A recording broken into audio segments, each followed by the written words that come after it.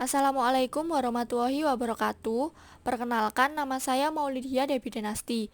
Di video kali ini, saya akan membahas mengenai perhitungan informasi nilai gizi atau nutrition fact pada produk makanan ataupun minuman. Sebelum ke perhitungan ING, kita bahas dulu apa sih manfaat dari informasi nilai gizi itu. Dengan adanya informasi nilai gizi, kita dapat mengetahui berapa banyak takaran saji, energi, zat gizi, dan non-gizi, serta persen AKG-nya pada suatu produk pangan. Selanjutnya, mari kita menghitung informasi nilai gizi pada kemasan produk.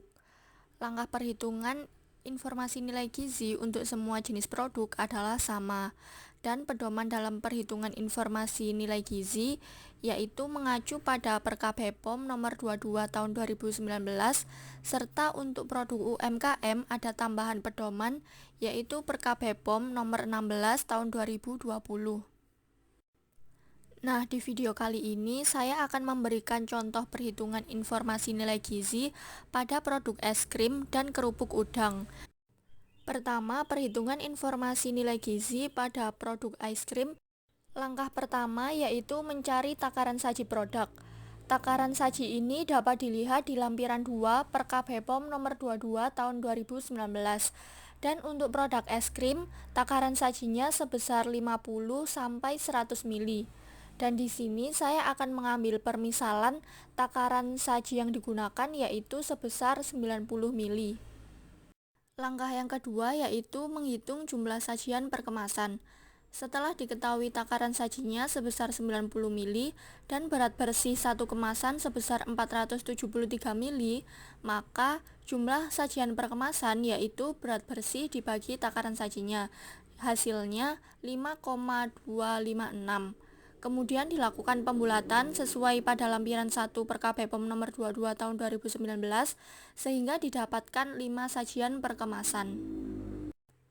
Langkah yang ketiga yaitu mencari komposisi kimia dari produk. Komposisi kimia dari produk es krim dapat dilihat pada web USDA seperti pada layar, dan didapatkan komposisi kimia per 100 gramnya sebagai berikut.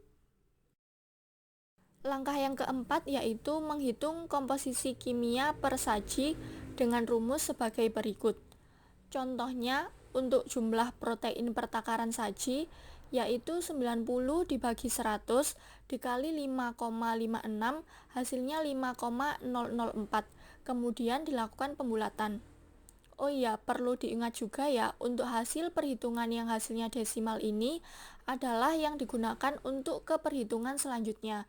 Sedangkan untuk hasil pembulatan adalah data yang dicantumkan pada nutrition fact atau informasi nilai gizi. Langkah yang kelima yaitu menghitung kalori dari produk, di mana untuk karbohidrat dan protein dikalikan dengan 4 kilokalori, untuk lemak dikalikan 9 kilokalori, dan untuk kalori total adalah menjumlahkan ketiga kalori dari karbo, protein, dan lemak tersebut. Kemudian dilakukan pembulatan sesuai dengan pedoman. Langkah yang keenam yaitu perhitungan persen angka kecukupan gizi atau AKG. Nah, sebelum itu kita harus mencari tahu terlebih dahulu acuan label gizi atau ALG dari tiap komponen, di mana ALG ini dapat dilihat pada Perkap BPOM nomor 9 tahun 2016. Kemudian dihitung persen AKG-nya menggunakan rumus sebagai berikut. Sebagai contoh, untuk persen AKG karbohidrat yaitu 20,97 dibagi 325 dikali 100%, hasilnya 6,45%. Kemudian dilakukan pembulatan sesuai dengan pedoman. Langkah yang terakhir yaitu membuat tabel informasi nilai gizi. Setelah mendapatkan semua data, lalu kita memasukkan data tersebut ke dalam format tabel ING vertikal ataupun horizontal. Dan data yang dimasukkan ini adalah data yang setelah dibulatkan.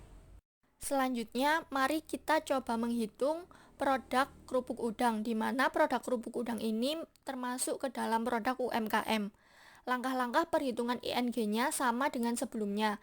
Namun jika di produk yang ingin kita hitung ini merupakan produk UMKM, maka untuk mencari takaran saji dan komposisi kimianya mengacu pada Perkap BPOM nomor 16 tahun 2020.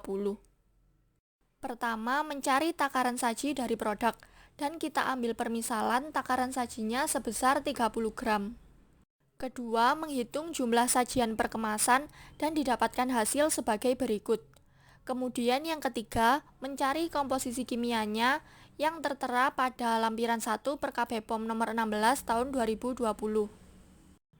Lalu dihitung komposisi kimia per saji dengan menggunakan rumus sebagai berikut dan dibulatkan sesuai dengan pedoman pada lampiran 2 per KB POM nomor 16 tahun 2020. Kemudian menghitung kalori zat gizi dan dibulatkan sesuai dengan pedoman, kemudian mencari ALG dan menghitung AKG dengan rumus sebagai berikut, kemudian dibulatkan. Terakhir, membuat tabel informasi nilai gizi yang berformat vertikal atau horizontal, di mana data-data yang dimasukkan untuk ENG ini harus yang telah dibulatkan. Nah, sekian dulu video dari aku. Terima kasih. Wassalamualaikum warahmatullahi wabarakatuh.